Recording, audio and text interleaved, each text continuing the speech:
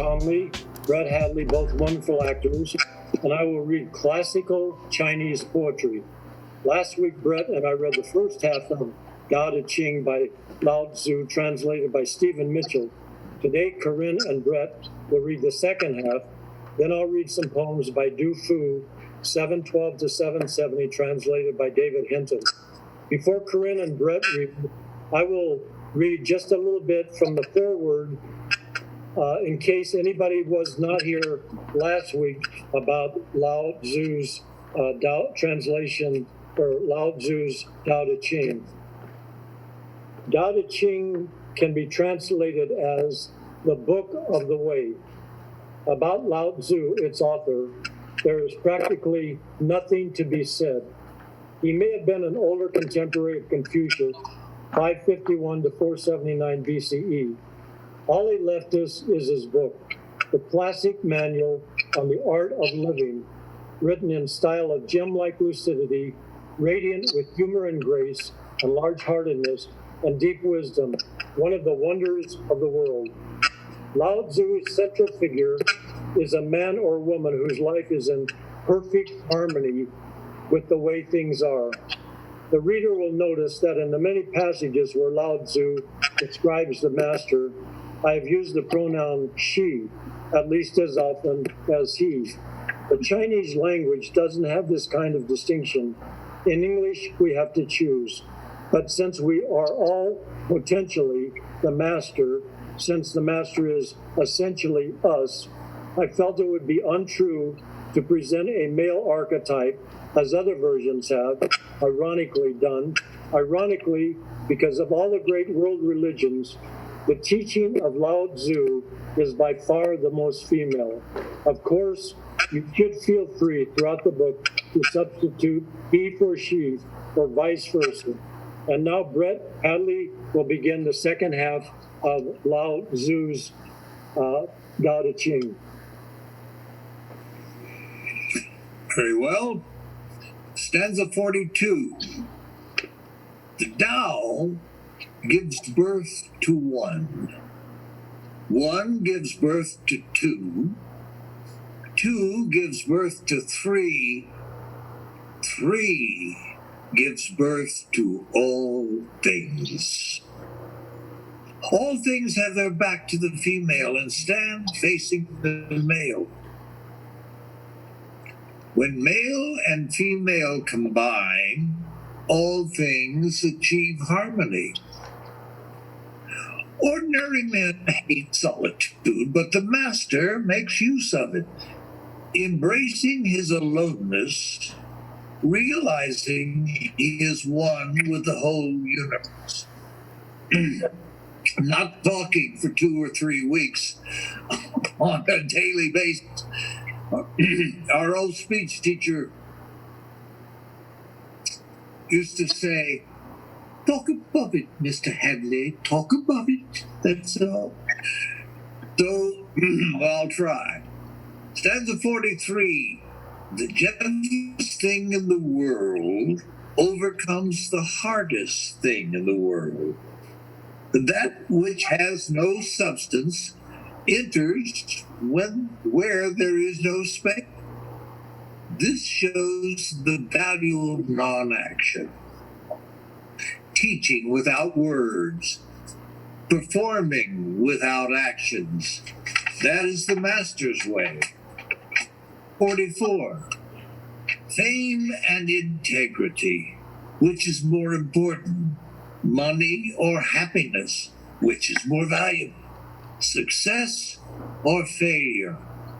Which is more destructive? If you look to others' fulfillment, you will never truly be fulfilled. If your happiness depends on money, you will never be happy with yourself. Be content what you have. Rejoice in the way things are. When you realize there is nothing lacking, the whole world belongs to you. 45. True perfection seems imperfect, yet it is perfect. self. True fulfillment seems empty, yet it is fully present.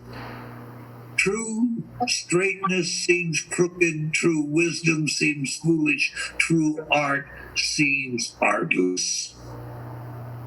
The master allows things to happen. She shapes events as they come. She steps out of the way and lets the Tao speak for itself.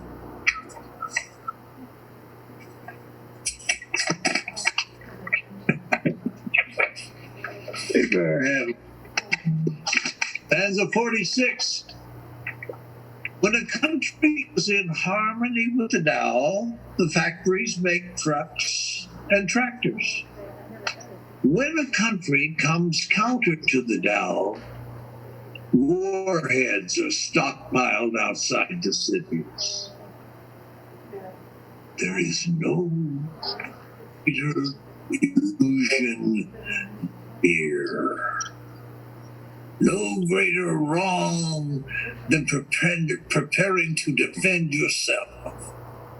No greater misfortune than having an enemy. Whoever can see through all fear will always be safe.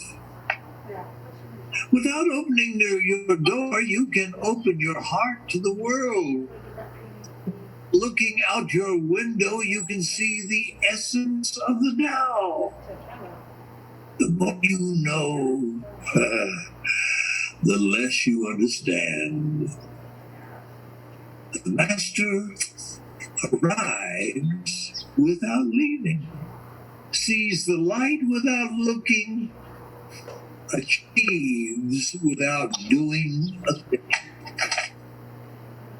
48. In the pursuit of knowledge, every day something is added. In the practice of the Tao, every day something is dropped. Less and less do you need to force things until finally you arrive at non-action. When nothing is done, nothing is left undone. True mastery can be gained by letting things go their own way. It can't be gained by interfering. 49. The master has no mind of her own. She works with the mind of the people. She is good to people who are good. She is also good to people who are good. Now that is true goodness. She trusts people who are trustworthy. She also trusts people who aren't trustworthy. That is true trust. The master's mind is like space. People don't understand her. They look to her and wait. She treats them as her own children. 50. The master gives himself up to whatever the moment brings. He knows that he is going to die, and he has nothing left to hold on to. No illusion in his mind. No resistance in his body. He doesn't think about his actions. They flow from the core of his being.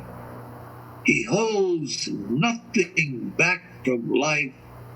Therefore, he is ready for death. As a man is ready for sleep after a good day's work. 51. Every being in the universe is an expression of the Tao. It brings into existence unconscious, perfect, free, takes on a physical body, less circumstances complete it. That is why every being spontaneously honors the Tao.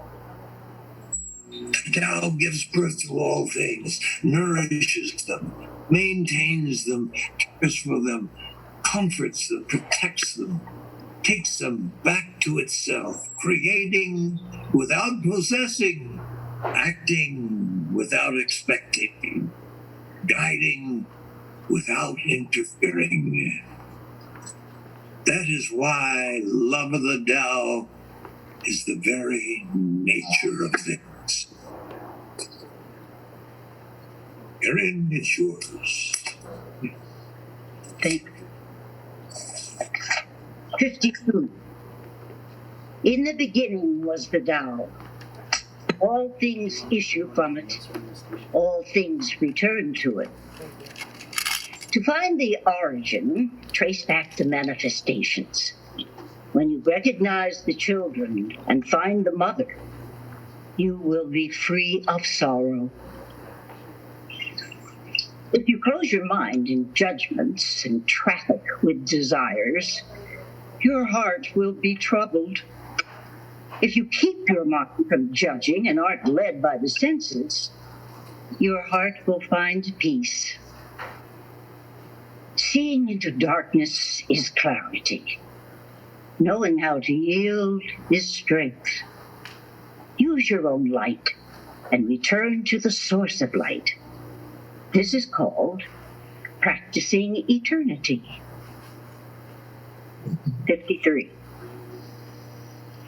The great way is easy, yet people prefer the side paths. Be aware when things are out of balance. Stay centered within the Tao. When rich speculators prosper while farmers lose their land, when government officials spend money on weapons instead of cures, when the upper class is extravagant and irresponsible, while the poor have nowhere to turn, all this is robbery and chaos. It is not in keeping with the Tao. 54. Whoever is planted in the Tao will not be rooted up. Whoever embraces the Tao will not slip away. Her name will be held in honor from generation to generation. Let the Tao be present in your life, and you will become genuine. Let it be present in your family, and your family will flourish. Let it be present in your country, and your country will be an example to all countries in the world. Let it be present in the universe, and the universe will sing. How do I know this is true? By looking inside myself. 55.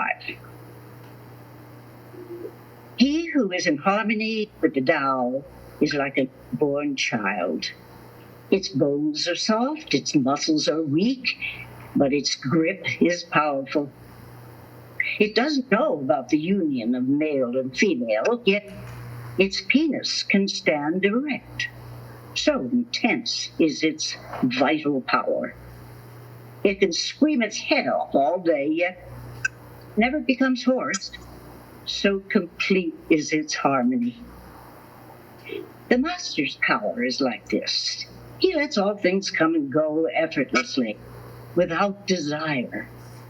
He never expects results, thus he is never disappointed.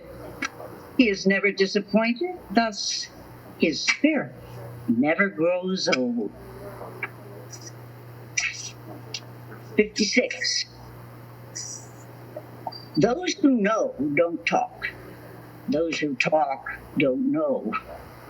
Close your mouth, block up your senses, blunt your sharpness. Untie your knot, soften your glare, settle your doubt. This is the primal identity. Be like the Tao. It can't be approached or withdrawn from, benefited or harmed, honored or brought into disgrace. It gives itself up continually. That's why it endures. 57. If you want to be a great leader, you must learn to follow the Tao. Stop trying to control. Let go of fixed plans and concepts, and the world will govern itself. The more prohibitions you have, the less virtuous people will be. The more weapons you have, the less secure people will be. The more subsidies you have, the less self-reliant people will be. Therefore, the Master says, I let go of the law and people become honest. I let go of economics and people become prosperous. I let go of religion and people become serene. I let go of all desire for the common good, and the good becomes common as grass. 58. If a country is governed with tolerance, the people are comfortable and honest. If a country is governed with repression, the people are depressed and crafty. When the will to power is in charge, the higher the ideals, the poorer the results. Try to make people happy, and you lay the groundwork for misery. Try to make people moral, and you lay the groundwork for. Thus, the Master is content to serve as an example, and not to impose her will. She is pointed, but she doesn't pierce. Straightforward, but supple. Radiant, but easy on the eyes. 59. For governing a country well, there is nothing better than moderation. The mark of a moderate man is freedom from his own ideas. Tolerant like the sky, all-pervading like sunlight, firm like a mountain, supple like a tree in the wind. He has no destination in view, and makes use of anything life happens to bring his way. Nothing is impossible for him, because he has let go. He can care for people's welfare as a mother cares for her child. 60.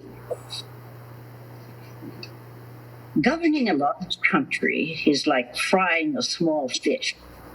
You spoil it with too much poking.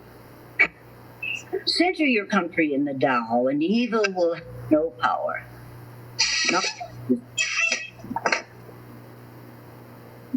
Not that it isn't there, but you'll be able to step out of its way. Give evil nothing to oppose, and it will disappear by itself.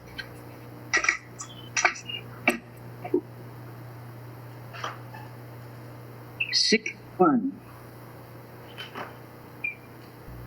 When a country obtains great power, it becomes like the sea.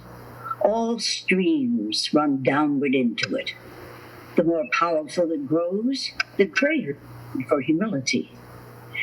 Humility means trusting the Tao and never needing to be defensive. A great nation is like a great man. When he makes a mistake, he realizes it. Having realized it, he admits it. Having admitted it, he corrects it. He considers those who point out his faults as his most benevolent teacher. He thinks of his enemy as the shadow that he himself casts. If a nation is centered in the Tao, if it nourishes its own people and doesn't meddle in the affairs of others, it will be a light to all nations.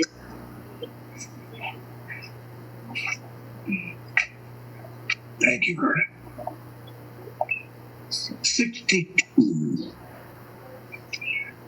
The Tao is the center of the universe, the good man's treasure, the bad man's refuge. Honors can be bought with fine words.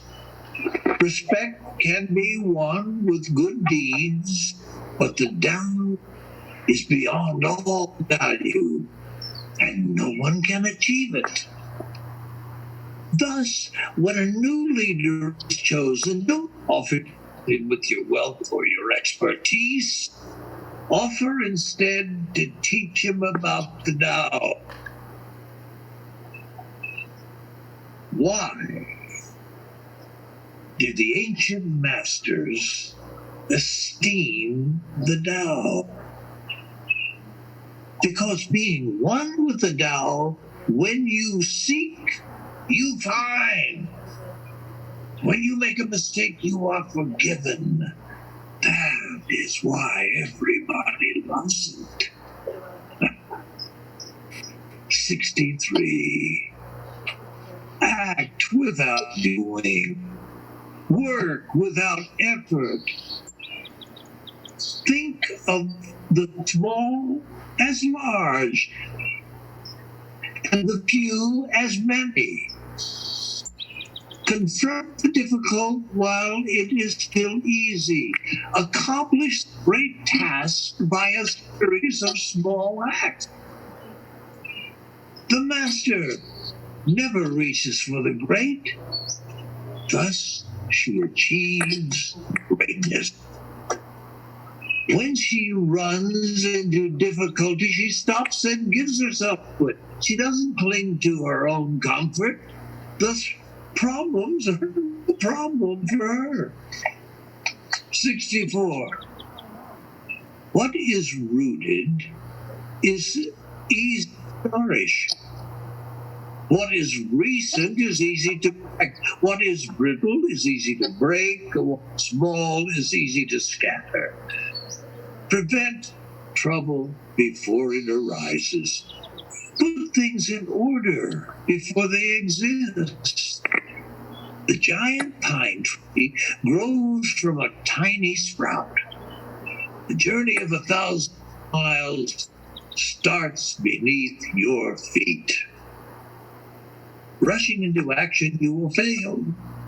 Trying to grasp things, you'll lose them. Forcing a project completion, you ruin what is almost ripe. Therefore, the master takes action by letting things take their course. He remains as calm at the end as at the beginning. He thus has nothing to lose. What he desires is non-desire. What he learns is to unlearn. He simply reminds people of whom they are and have always been. He cares about nothing now. And care for all things. The ancient masters didn't try to educate the people, but kindly taught them to not know. When they think they know the answers, people are difficult to guide. When they know that they don't know, people can find their own way. If you want to learn how to govern, avoid being clever or rich. The simplest pattern is the close. Content with an ordinary life, you can show people all the way back to their own. 66. All streams flow to the sea because it is lower than they are. Humility gives it its power. If you want to govern the people, you must place yourself below them. If you want to lead the people, you must learn how to follow them. The master is above the people, and no one feels oppressed. She goes ahead of the people, and no one feels manipulated. The whole world is grateful to her because she competes with no one. and no one can compete with her. 67. Some say that my teaching is nonsense. Others call it lofty but impractical. But to those who have looked inside themselves, this nonsense makes perfect sense. And to those who put it into practice, this loftiness has no roots or has roots that go very deep. I have just three things to teach: simplicity, patience, compassion. These are your greatest treasures. Simple in action and in thoughts, you return to the course of being. Patient with both friends and enemies, you accord with the way things are. Compassionate for yourself, you reconcile all beings in the world. 68. The best athlete wants his opponent at his best. The best general enters the mind of the enemy. The best businessman serves the communal good. The best leader follows the will of the people. All of them embody the virtue of non-competition. Not that they don't love to compete, but they do it in a spirit of play. In this, they are like you, and in harmony with the Tao. 69. The generals have a saying: rather than make the first move, it is better to wait and see. Rather than advance an inch, it is better to retreat a yard. This is called going forward without advancing, pushing back without using weapons. There is no greater misfortune than underestimating your enemy. Underestimating your enemy means thinking that he is evil. Thus you destroy your three treasures and become an enemy yourself. When two great forces oppose each other, the victory will go to the one who knows how to yield. 70. My teachings are easy to understand and easy to put into practice. Yet your intellect will never grasp them, and if you try to practice them, you will fail. My teachings are older than the world. How can you grasp their meaning? If you want to know me, look inside your heart. 71. Not knowing is true knowledge. Presuming to know is a disease. First realize that you are sick, then you can move toward health. The master is her own physician. She heals herself of all knowing. Thus, she is truly whole. The end. Not quite. Thank you, Brett. No, you're not That's no. I'm Of course. just Right. That didn't turn the page. Okay. It's me again. 72. When they lose their sense of awe, people turn to religion. When they no longer trust themselves, they begin to depend upon authority. Therefore, the master steps back so that people won't be confused. He teaches without a teaching so that people will have nothing to learn. 73. The Tao is always at ease. It overcomes without competing, answers without speaking a word, arrives without being summoned, accomplishes without a plan. Its net covers the whole universe, and though its meshes are wide, it doesn't let a thing slip through. 74. If you realize that all things change, there's nothing you will try to hold on to. If you aren't afraid of dying, there's nothing you can't achieve. Trying to control the future is like trying to take the master carpenter's place. When you handle the master carpenter's tools, chances are you'll cut yourself. 75.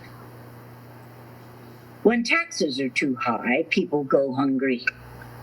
When the government is too intrusive, people lose their spirit. Act for the people's benefit. Trust them. Leave them alone. 76. Men are born soft and supple. Dead, they are stiff and hard. Plants are born tender and pliant. Dead, they are brittle and dry. Thus, whoever is stiff and inflexible is a disciple of death. Whoever is soft and yielding is a disciple of life. The hard and stiff will be broken, but soft and supple will prevail. 77. As it acts in the world, the Tao is like the bending of a bow. The top is bent downward, the bottom is bent up. It adjusts excess and deficiency so that there is perfect balance. It takes from what is too much and gives to what isn't enough. Those who try to control, use force to protect their power, go against the direction of the Tao. They take from those who don't have enough and give to those who have far too much. The master can keep giving because there's no end to her wealth. She acts without expectation, succeeds without taking credit, and doesn't think that she is better than anyone else. 78. Nothing in the world is as yielding as water. Yet for dissolving the hard and inflexible, nothing can surpass it. The soft overcomes the hard. The gentle overcomes the rigid. Everyone knows this is true, but few can put it into practice. Therefore, the master remains serene in the midst of sorrow. Evil cannot enter his heart, because he has given up helping. He is people's greatest help. Her words seem paradoxical. 79. Failure is an opportunity. If you blame someone else, there is no end to the blame. Therefore, the master fulfills her own obligations and corrects her own mistakes. She does what she needs to do and demands nothing of others. 80. If a country is governed wisely, inhabitants will be content. They enjoy the labor of their hands and don't waste time inventing labor-saving machines. Since they dearly love their homes, They aren't interested in travel. Oh, there may be a few wagons and boats, but they don't go anywhere. There may be an arsenal with weapons, but nobody ever uses them. People enjoy their food, take pleasure in being with their families, spend weekends working in their garden, delight in the doings of the neighborhood. And even though the next country is so close that people can hear its roosters crowing and its dogs barking, they are content to die of old age without ever having gone to see it. 81. True words aren't eloquent. Eloquent words aren't true. Wise men don't need to prove their point. Men who need to prove their point aren't wise. The master has no possessions. The more he does for others, the happier he is. The more he gives to others, the wealthier he is. The Tao nourishes by not forcing, by not dominating. The master leads. Thank you, Corinne, for that beautiful reading, and thank you, Brett, for your wonderful reading. Great wisdom. Pardon me? Go ahead. Great wisdom, I said. Well, acceptance. Acceptance of imperfection. I mean, we're all doing this. We're all brand new at this.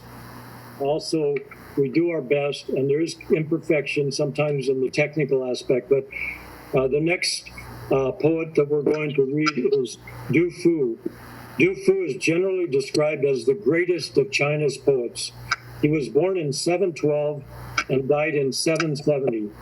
Du Fu's renown derives most fundamentally from a realism that opened poetry to all aspects of human experience, from the intimate and concrete to the political and abstract, as well as new depths of subjective experience. Du Fu, his poetry that I'm going to read are translated by David Hinton. Gazing at the sacred peak. What's this ancestor exalt mountain like? An unending green of north and south. Ethereal beauty changemaker distills, where yin and yang split dusk and dawn. It breathes out banks of cloud. Birds clear my eyes, vanishing home.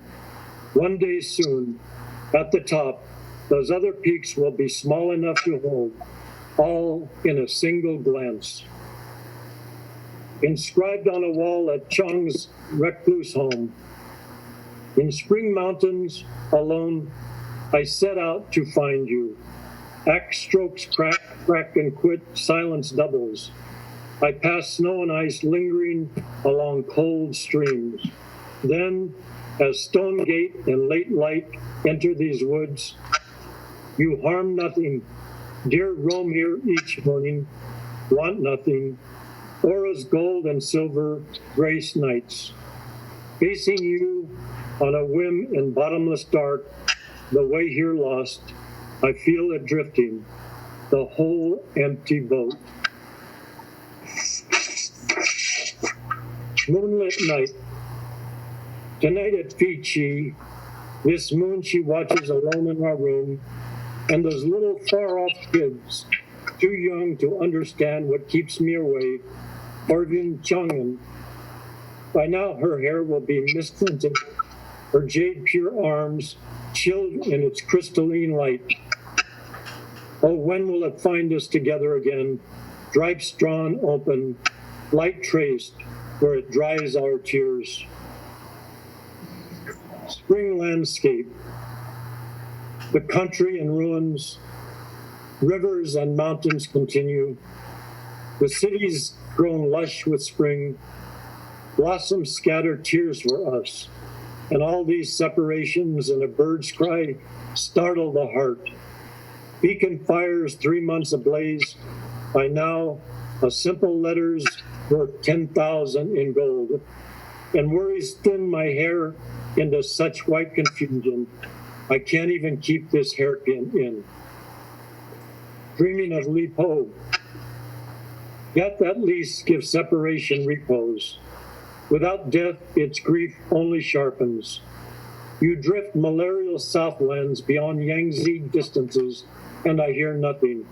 Exiled friend, knowing I think of you always now, you visit my dreams, my heart frightened, it is no living spirit I dream. Fathomless miles you come so far from bright azure green maples, night shrouds passes when you return, entangled as you are in nets of love. With what bird's wing could you fly? Flooding my room to the last roof beam, the moon sinks, you linger in its light, but the waters deepen into long swells. Dark dragons, take good care, old friend. 7 songs at Gather Valley.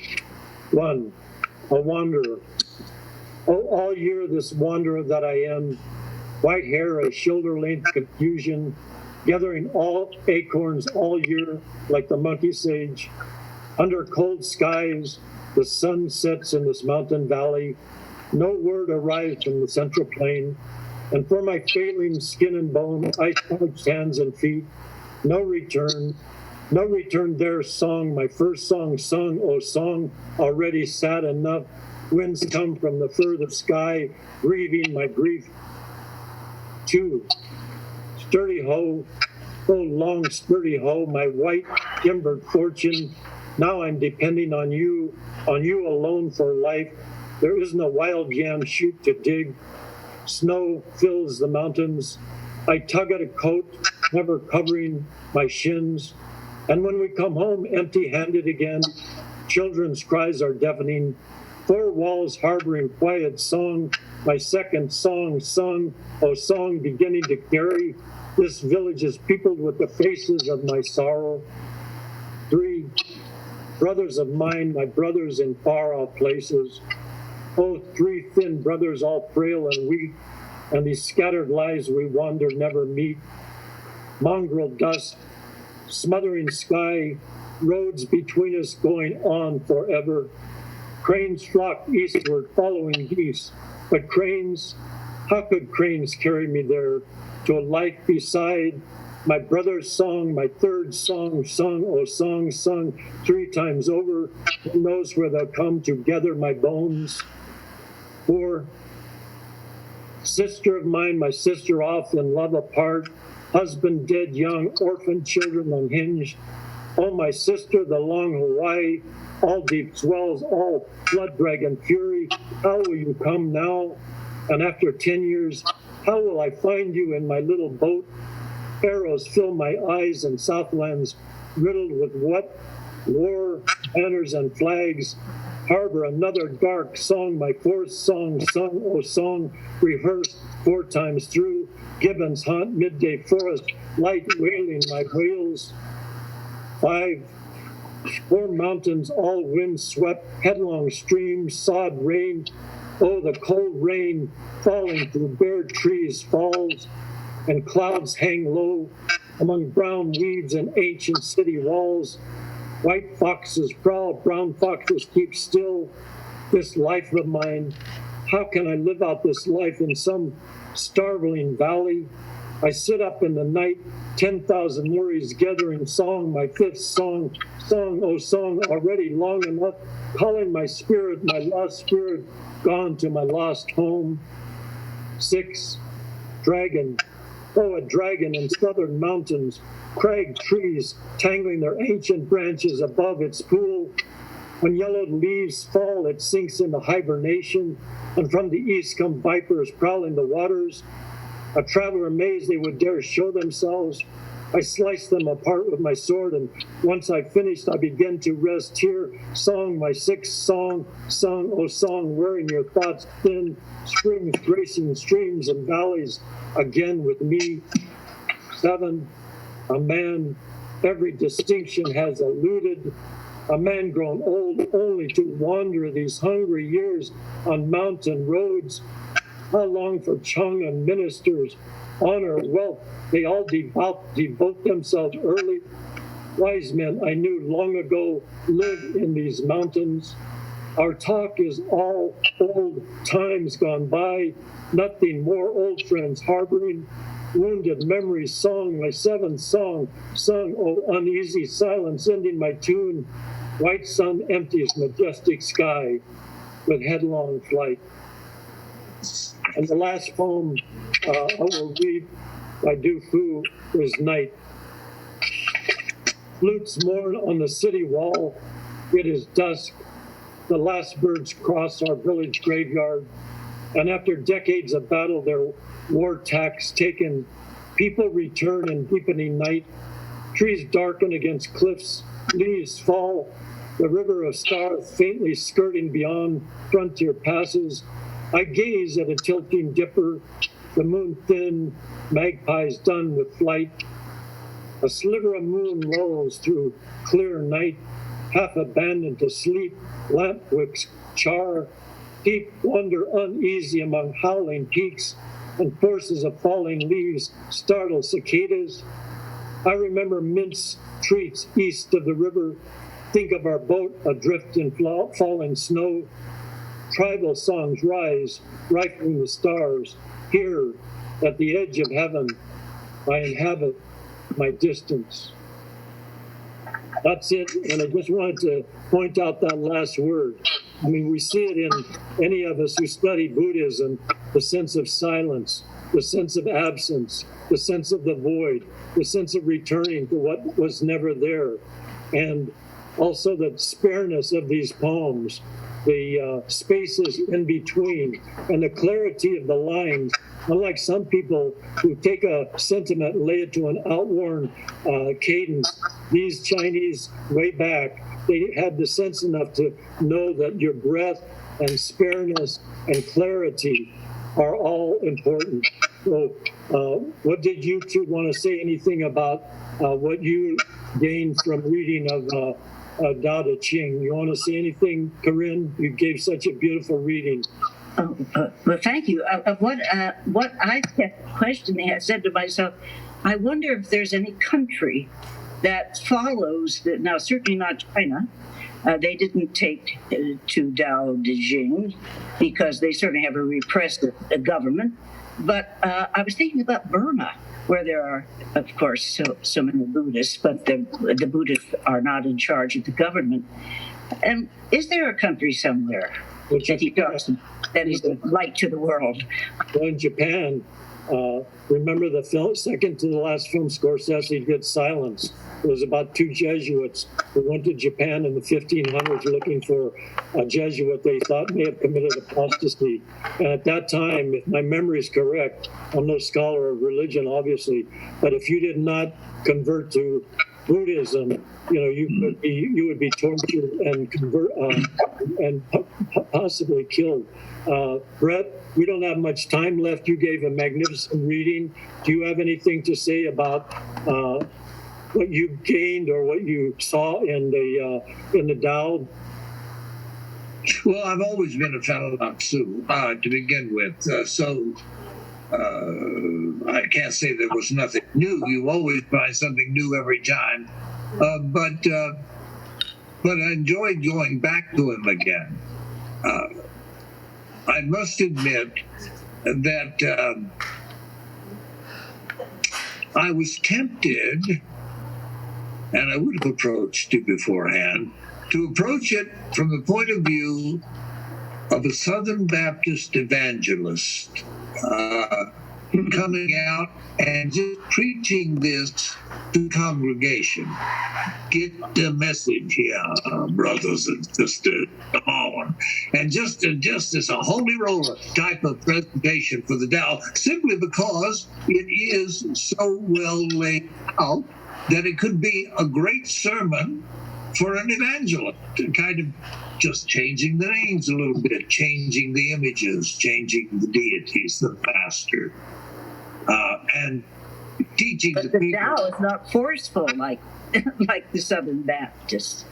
No, I know, but they'll use, the Southern Baptists anybody will use what they need to get their picture across, right? And I just thought it would be kind of fun just to do it. from that point of view once. Well, you know, what God does accept is all accepting, and it does have a sense of sorrowless, and it also, unlike the Baptist, it does not have a sense of sin. So it's acceptance of the good and the bad, and the great. But he does say if you make mistakes, you will be forgiven. Don't worry, the man is watching. You know, it's true. No, stressing things. I'm not saying this should be a literal translation. I'm just saying, take it from the point of view of that person. What is this poem? He's talking to people. And that's what a preacher does. That's a great point, Brett. And I think, you know, you read it magnificently, and it's a wonderful way to approach it if you were going to do it that way. It's all accepting. It accepts it all. It's not saying this is right or this is right. It's all accepting. And, yes. You know, we have a wonderful lady right here who's guiding us all and accepts us all in Channel 22, which I would like to say, whatever it is, each one of us here on the screen right now has wanted or will want to do or is doing regard to the creative. The people at Channel 22, led by the director, Jennifer Clymer, is here to help us execute that. So in many ways, thank you. She has the Tao in her. Yes. Well, The master. Yes, she's one of the masters. Yes. I'm Right here at Channel speechless. 22. Thank you. Wow. Thank you. Thanks, Harry. Thank you, Jennifer.